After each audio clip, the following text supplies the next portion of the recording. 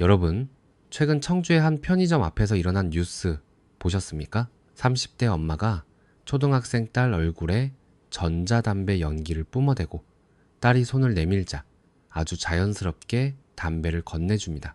더 기가 막힌 건 뭡니까? 담배를 받아든 초등학생 딸이 능숙하게 연기를 빨아들이더니 자기 옆에 있던 더 어린 동생의 얼굴에 연기를 내뿜고는 그 꼬마에게도 담배를 건네려 했다는 사실입니다. 이 뉴스를 보고 속으로 세상 참 말세다. 엄마가 미쳤네.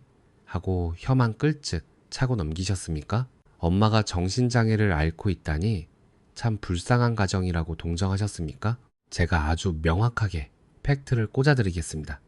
당신들이 동정심을 느끼고 혀를 차는 이 순간에도 저 아이들의 미래는 완벽하게 박살나고 있습니다. 이 사건은 단순히 한 엄마의 기행이 아닙니다.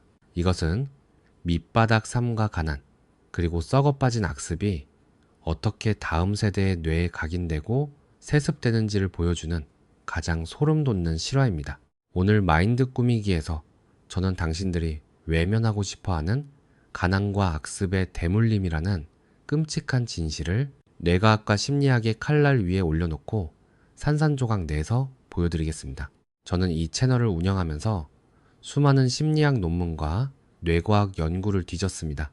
그리고 하나의 결론에 도달했습니다. 가난이 세습되는 진짜 메커니즘은 통장 잔고가 아니라 뇌 속에 있다는 것입니다. 핵심이 뭔지 아십니까? 부적절한 부모가 부적절한 아동을 만들어낸다는 것입니다. 인간의 뇌에는 거울 뉴런이라는 신경세포가 있습니다. 이것은 다른 사람의 행동을 보기만 해도 자기가 직접 그 행동을 하는 것처럼 뇌가 똑같이 발화하는 시스템입니다. 아이들의 뇌는 특히 이 거울 뉴런이 폭발적으로 활성화되어 있습니다. 부모가 하는 행동, 말투, 태도, 습관을 스펀지처럼 빨아들입니다. 선택권 없이, 필터 없이 그대로 복사합니다. 이 기사를 다시 보십시오. 부모가 자식에게 험난한 세상에서 살아남을 생존의 무기를 쥐어주기는커녕 초등학생 자식의 폐 속에 전자담배 연기나 쑤셔넣고 있습니다. 그리고 그 자식은 거울 뉴런이 시키는 대로 자기 동생에게 정확히 똑같은 짓을 저지릅니다. 이건 그 아이의 선택이 아닙니다. 뇌가 그렇게 프로그래밍 된 겁니다. 어머니가 정신장애가 있어서 어쩔 수 없었다고 동정심 유발하지 마십시오. 현실은 냉혹합니다. 그 어떤 변명을 갖다 붙여도 저 초등학생 딸이 훗날 이 사회에서 온전하게 경쟁력을 갖추고 살아남을 확률은 현재로서는 제로에 가깝습니다. 심리학에서는 이것을 학습된 무기력이라고 부릅니다. 태어나면서부터 비정상을 정상으로 학습한 아이는 자기 삶이 비정상이라는 사실조차 인지하지 못합니다. 담배 피우는 초등학생이 자기 행동을 이상하다고 느끼겠습니까? 그 아이의 뇌 속에서 담배는 엄마와 함께하는 일상이고 편안함이고 소속감입니다. 이것이 바로 부모의 무지와 부적절한 태도가 자식의 뇌회로 자체를 망가뜨리는 피도 눈물도 없는 세습의 현장입니다. 그렇다면 저렇게 태어난 아이들은 평생 쓰레기 같은 삶을 살아야 합니까? 이번 생은 망했다며 포기해야 합니까? 제가 마인드 꾸미기를 운영하면서 한 가지 확신하게 된 것이 있습니다. 뇌는 프로그래밍 되지만 다시 프로그래밍 될 수도 있다는 것입니다. 뇌과학에서는 이것을 신경가소성이라고 합니다. 인간의 뇌는 죽는 날까지 새로운 신경회로를 만들 수 있습니다. 부모가 깔아놓은 썩은 회로 위에 새로운 길을 덮었을 수 있다는 뜻입니다. 하지만 여기에 전제 조건이 있습니다.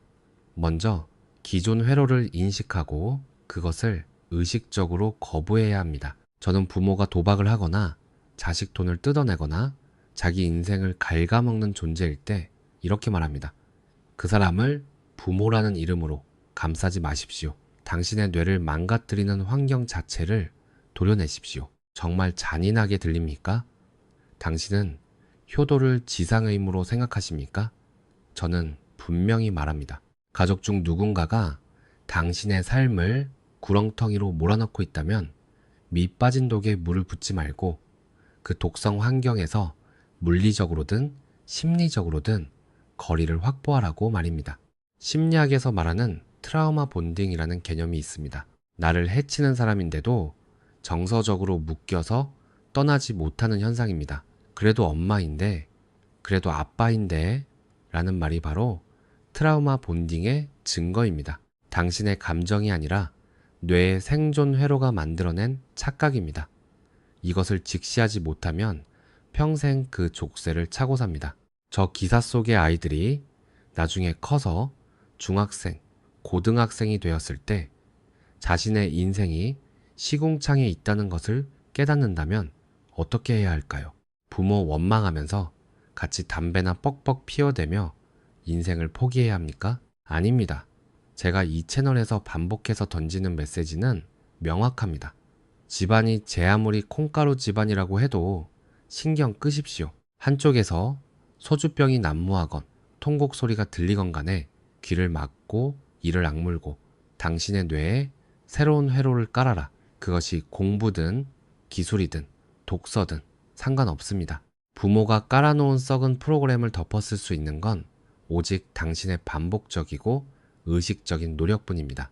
부모가 직업이나 돈에 대해 떠드는 헛소리는 한 귀로 듣고 한 귀로 흘려버리고 미친 듯이 책을 파먹고 기술을 배워서 그 썩은 늪에서 스스로 탈출해야 합니다. 정리하겠습니다. 당신의 부모가 혹은 당신의 환경이 당신에게 독을 뿜어대고 있습니까? 뉴스에 나온 저 초등학생처럼 당신도 모르는 사이에 부모의 악습이 당신의 뇌 속에 깊이 새겨져 있진 않습니까? 세상이 불공평하다고 징징대지 마십시오. 뇌가 악은 명확하게 증명합니다. 인간의 뇌는 어떤 환경에서든 새로운 회로를 만들 수 있습니다. 하지만 그 회로는 스스로 만들어지지 않습니다. 당신이 피를 토하는 노력으로 직접 깔아야 합니다. 당신의 부모가 부적절하다면 당신이 살 길은 부모의 그림자에서 철저하게 벗어나 홀로 서는 것뿐입니다. 부모의 가난과 무지를 당신의 핑계로 삼지 마십시오. 당신의 뇌는 부모의 것이 아닙니다. 당신의 인생은 당신의 것입니다. 이 영상이 당신의 뼈를 때렸다면 좋아요를 눌러주십시오. 마인드 꾸미기 구독하고 알림 설정 해두십시오. 저는 앞으로도 당신의 뇌에 새로운 회로를 깔아드리겠습니다. 지금 당장 당신을 올가매는 그 저주스러운 세습의 고리를 당신의 독한 노력과 피땀으로 처절하게 끊어내십시오. 당신의 뇌는 바뀔 수 있습니다. 그것만이 당신이 인간답게 살아남을 유일한 길입니다. 그리고 마지막으로 오늘 이 영상의 시작이 되어준 그 아이들에게 한마디만 하겠습니다. 편의점 앞에서 엄마가 건넨 담배를 받아들었던 그 초등학생, 그리고 그 옆에 서 있던 더 어린 동생, 지금은 자기 삶이 뭐가 잘못된 건지조차 모를 겁니다. 당연하겠죠? 아직 어린아이니까요. 하지만 언젠가 분명히 세상을 보는 눈이 열리는 날이 올 겁니다. 그날이 왔을 때 제발 포기하지 않았으면 좋겠습니다. 부모가 깔아놓은 길이 전부가 아니라는 걸 누군가는 반드시 알려줬으면 좋겠습니다. 저는 진심으로 그 아이들이 그 늪에서 빠져나오길 바랍니다. 부디 잘 자라다오. 마인드 꾸미기였습니다.